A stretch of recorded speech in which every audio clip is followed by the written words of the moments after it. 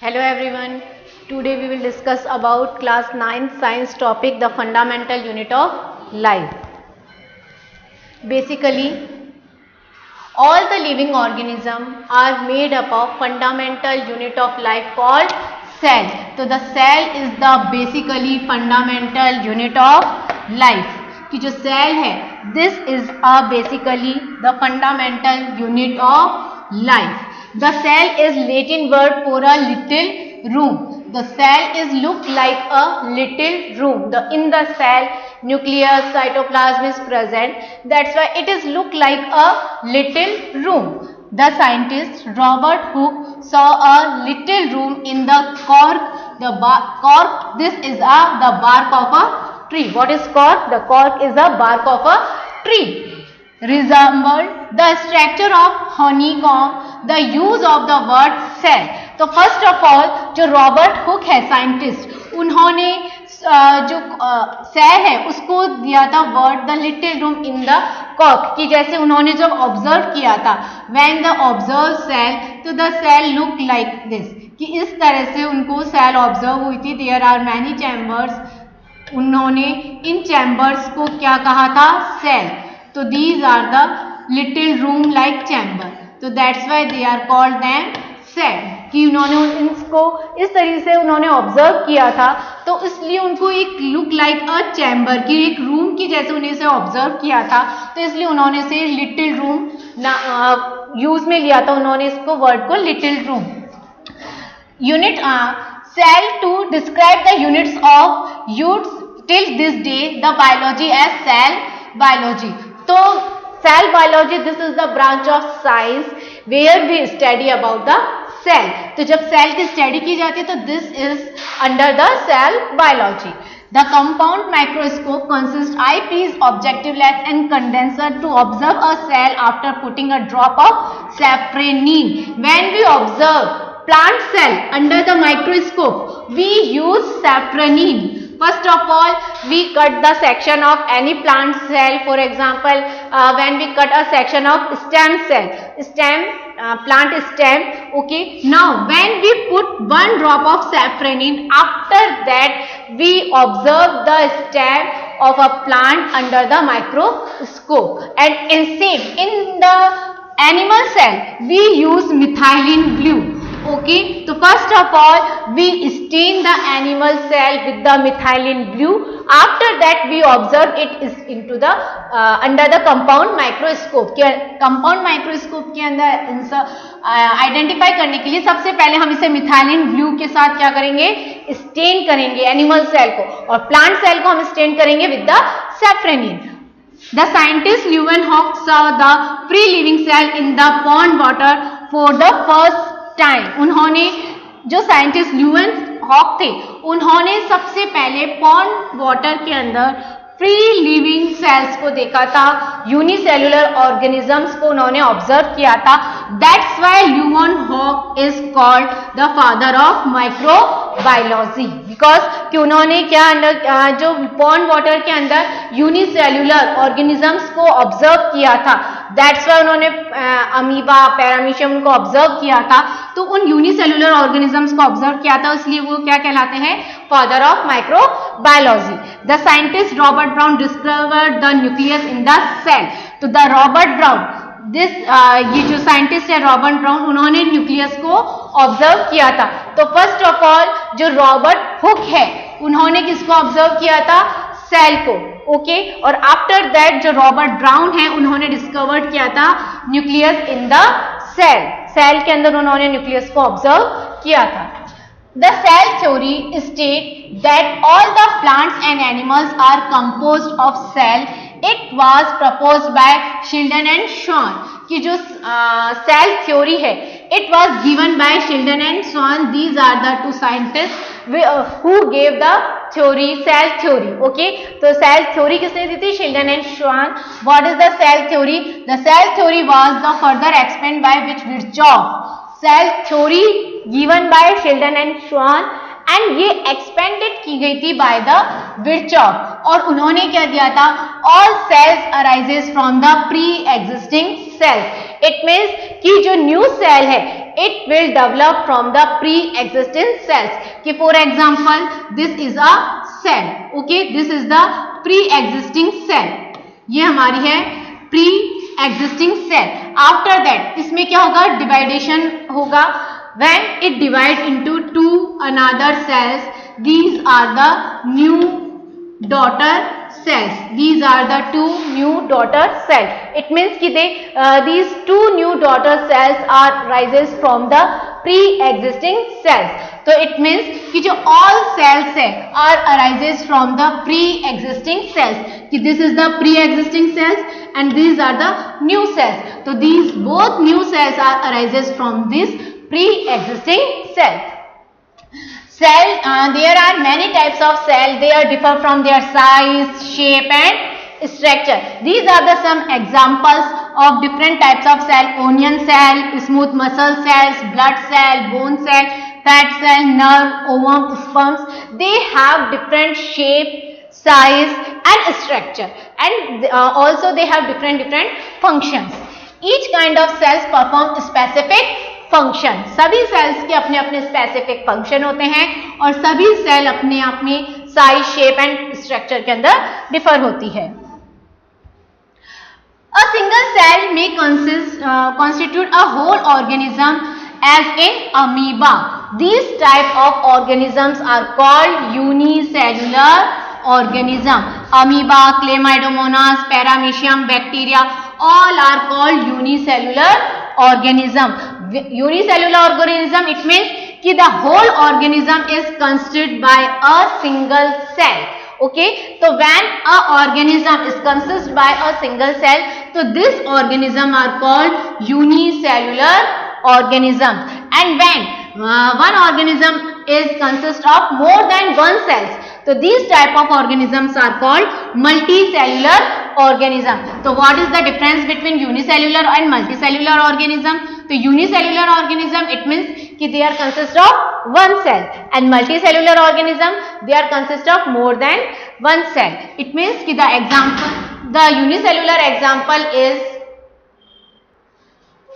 it means कि जो unicellular organisms हैं they are made only one type of cell. The example is Chlamydomonas, Paramecium, bacteria, amoeba. And multicellular organisms are divided more than one cell and they have division of labor. It is very important. Where is division of labor occur? So division of labor occur into the multicellular organism. There is no division of labor occur into the unicellular organism because multicellular organism have more than one cells.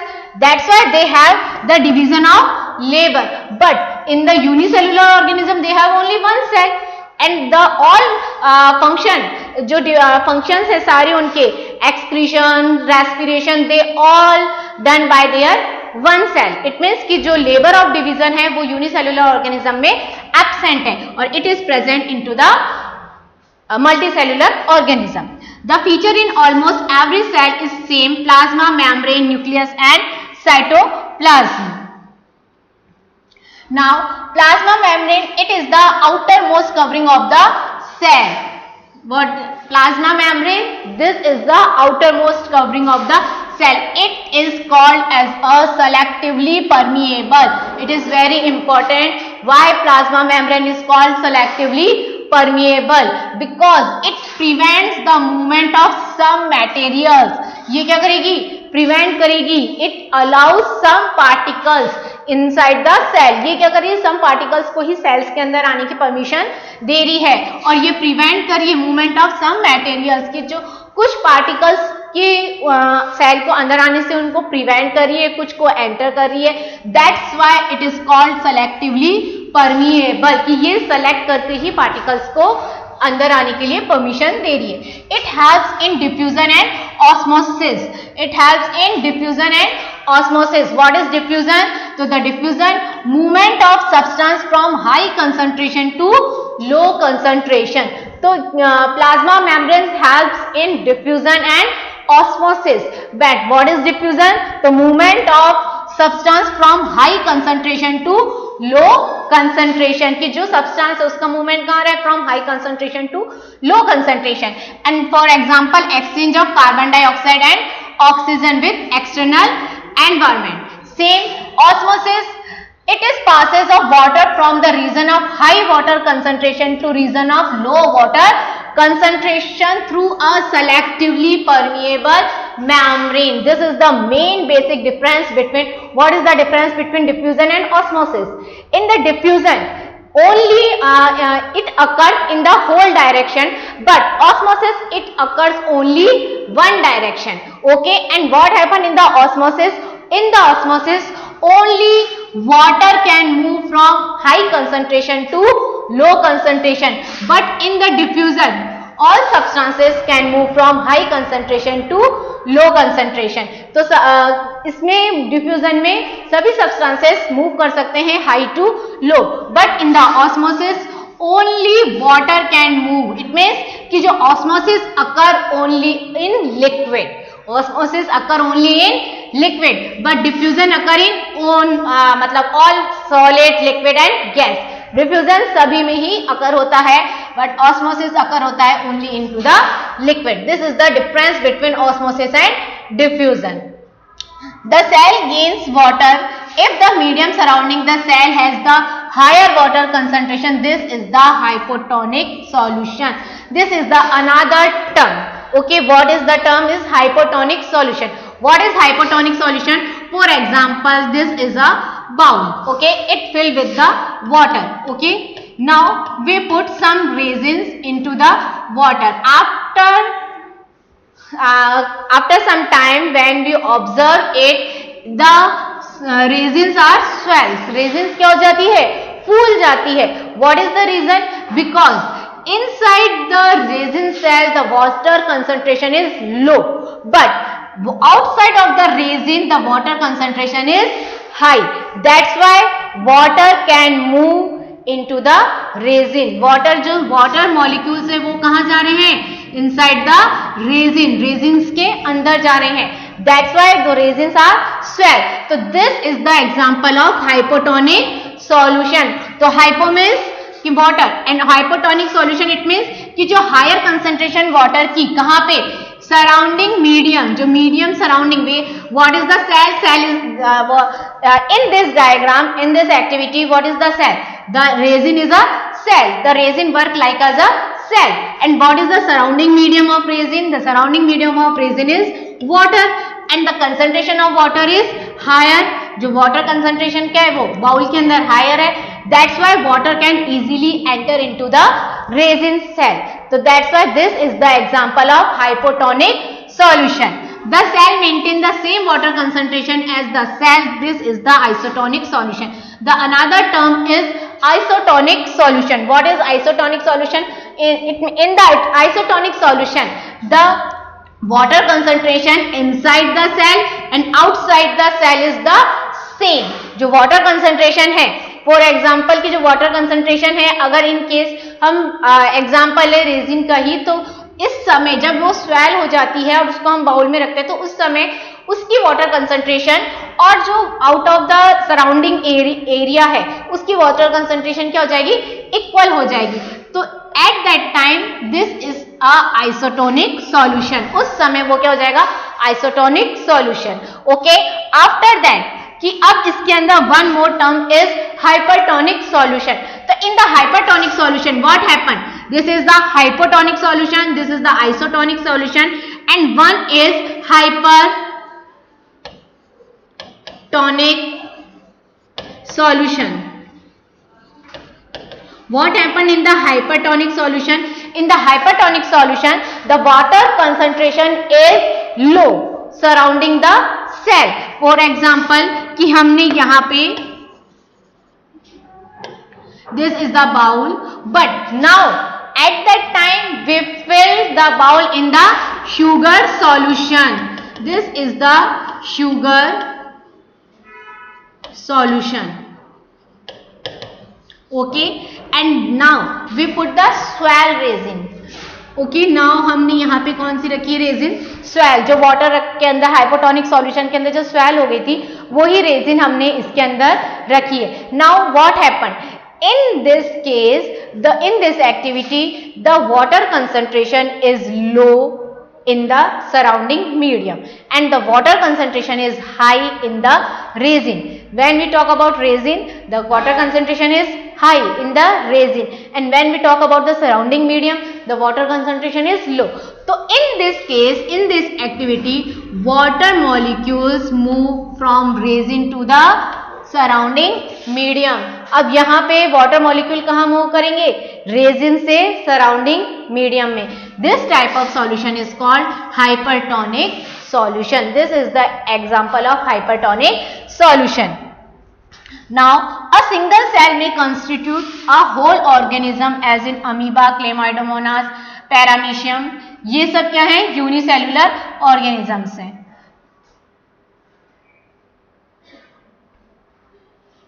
The feature in almost every cell is same: plasma membrane, nucleus and cytoplasm.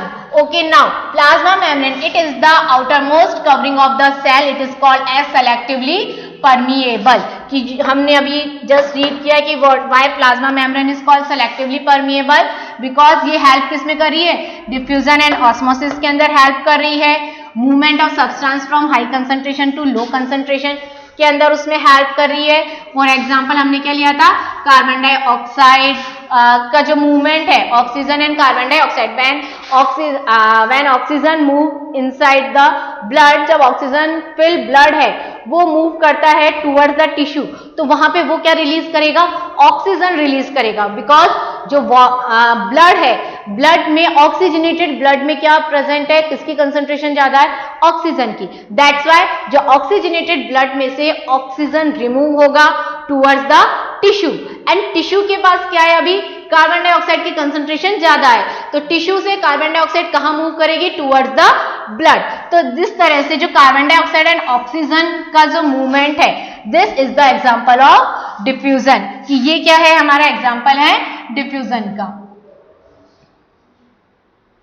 Now next topic is endocytosis and exocytosis. What is endocytosis and what is exocytosis? First of all, endocytosis. Endo means inside. Endo means inside, and exo means outside. Exo means outside. Cytosis inside the cell. Exocytosis, exo मतलब outside the cell. Cytosis मतलब cell. तो outside, exo मतलब outside. तो outside of the cell. Exocytosis. Endo inside the cell. In this case, endocytosis, what happened in the endocytosis? In the endocytosis, these are the molecules which is present outside the cell. This is the cell. Okay. Now in this cell, what happened? These are the molecule which is present outside the cell. तो इसमें क्या होगा? Cell envelop these particles and these particles enter into the cell. After that ये cell क्या करेगी? इन particles को bast कर देगी, और जब ये बस्ट हो जाएंगे फिर इनको क्या कर देगी? रिलीज कर देगी. तो this process is called exocytosis. Endocytosis के अंदर वो एनवेलप करके कर रही है, और एक्सोसाइटोसिस के अंदर वो पार्टिकल्स को बाहर निकालकर डिस्ट्रॉय कर रही है. The cell wall is rigid outer covering composed of a cellulose. जो outer covering है, this is composed of a cellulose. It provides structural strength to plant cell. Plant cell के अंदर क्या कर रही है? Strength provide करा रही है. When a living cell loses water, there is a shrink of content of cell away from the cell wall. कि जो cellulose है, जो प्लांट सेल के अंदर क्या प्रेजेंट है? सेल्यूलोज. तो ये क्या कर रही है? प्लांट सेल को स्ट्रक्चर स्ट्रेंथ प्रोवाइड करा रही है. जो लिविंग सेल है वो क्या कर रही है? वाटर लॉस कर रही है. तो इट मीन्स कि the shrinkage content of cell away from the cell wall, this phenomena is called plasmolysis. Plasmolysis it means कि व्हेन जो लिविंग सेल है वाटर लॉस कर रही है. प्लाज्मोलाइसिस इट मीन्स कि plasma cells, plasma membrane water loss कर रही है. After that it will shrink. क्या हो जाएगी? वो श्रिंक हो जाएगी. तो this phenomena is called plasmolysis. Plasmolysis, इस फिनोमिना को हम क्या कहेंगे? Plasmolysis.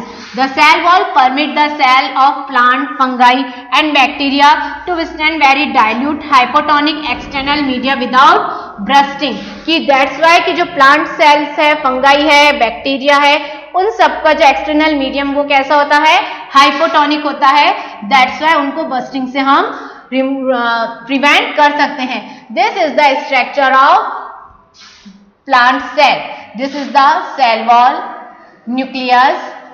This is the vacuole which is present in the plant cell in the big size. Okay, this is the chloroplast and cytoplasm. This is the mitochondria. This and basically this is the cell wall. ये क्या है? plant cell की cell wall. तो this is the structure of plant cell. Now the nucleus. Okay, now it is a dark color. nucleus क्या colour कैसा होता है? dark color, spherical and oval. Okay, now the structure of nucleus is dark in color, spherical होता है, oval होता है, dot like structure near the center of a cell called nucleus, which is present into the center of the cell. This is called nucleus and it is in dark color, spherical and oval dot-like structure.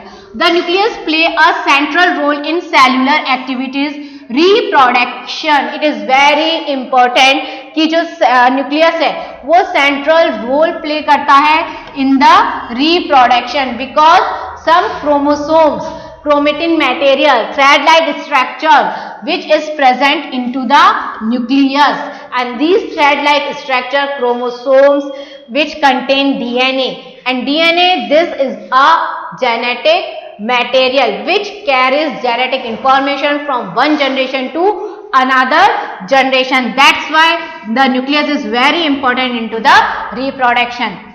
The chromatin material gets organized into the chromosome. The chromosome contain information for inheritance feature from parents to next generation in the form of DNA, because in the nucleus some chromosomes are present and in the chromosomes DNA is present, and DNA basically DNA this is a genetic informer. क्या कर रहा है? Carry कर रहा है genetic information को from parents to offspring. So DNA this is the deoxyribonucleic acid. What is the full form of DNA? deoxyribonucleic acid. Okay, इसके अलावा प्रोटीन मॉलिक्यूल्स भी प्रेजेंट रहते हैं. The functional segment of DNA are called genes. DNA पे क्या present है? अब genes. Okay, तो first of all basically nucleus में क्या प्रेजेंट है? क्रोमोसोम्स. क्रोमोसोम्स के क्या प्रेजेंट है? डीएनए. डीएनए पे क्या प्रेजेंट है? जीन्स. तो दैट्स वाई कि जो न्यूक्लियस है it is very important into the reproduction. This is the structure of nucleus. ये न्यूक्लियस का स्ट्रक्चर है. These are the chromatins. ये जो chromatin materials है. This is the thread-like structure. These all thread-like structure look like as a chromatin. This is the nuclear membrane. This is the nucleoplasm. Okay, like cytoplasm. Okay, when we talk about cell के अंदर liquid material, this is the cytoplasm, and in the nucleus the liquid material is nucleoplasm, and this is the nucleolus. ये क्या है? Nucleolus, and these are the nuclear pore which can exchange the material. Nuclear pore helps into the exchange of material. Now, in some organism like bacteria, nucleus is not covered by nuclear membrane. In some organism, bacteria के अंदर nucleus is not covered by nuclear membrane, hence it is called prokaryote. Okay, this is the main difference between prokaryote and eukaryote. In the prokaryote, nucleus is not covered by nuclear membrane. Pro मतलब primitive, karyote मतलब nucleus. It means कि in the bacteria have primitive type of nucleus. It means कि primitive type of nucleus, it means कि उसके पास nuclear membrane नहीं है, तो उसका जो डीएनए है, उसका जो क्रोमेटिन मटेरियल है, वो कहाँ प्रेजेंट रहेगा? साइटोप्लाज्म में. The organism with cell having a nuclear membrane are called eukaryotes. This is the basic difference between prokaryote and eukaryote. So eukaryote have nuclear membrane but prokaryote not have nuclear membrane. The difference between prokaryote and eukaryote. Size basically generally in small size 1 to 10 micrometer की. इसका जो prokaryote का जो size होता है वो बहुत ज्यादा वेरी स्मॉल साइज होते हैं और इनका कितना होता है 5 to 500 माइक्रोमीटर. तो जो न्यूक्लियर रीजन है इसके अंदर not well defined and not surrounded by nuclear membrane as known as nucleotides, कि इसके अंदर न्यूक्लियर वेल डिफाइंड न्यूक्लियर नहीं प्रेजेंट रहता है. In the prokaryote not have well defined nucleus but eukaryotes have well defined surrounded nucleus, कि जो यूकैरियोट है उसके अंदर क्या प्रेजेंट है well defined nuclear membrane present है. बट यूकैरियोट्स में न्यूक्लियर मेम्ब्रेन प्रेजेंट है बट प्रोकैरियोट्स में न्यूक्लियर मेम्ब्रेन प्रेजेंट नहीं है. क्रोमोसोम सिंगल क्रोमोसोम्स होते हैं, उसमें more than 1 chromosome. Membrane bounded cell organelles absent होते हैं, इसमें membrane bounded cell organelles present होते हैं. Bacteria, fungi, blue green algae, plant cell, animal cells, these are the examples.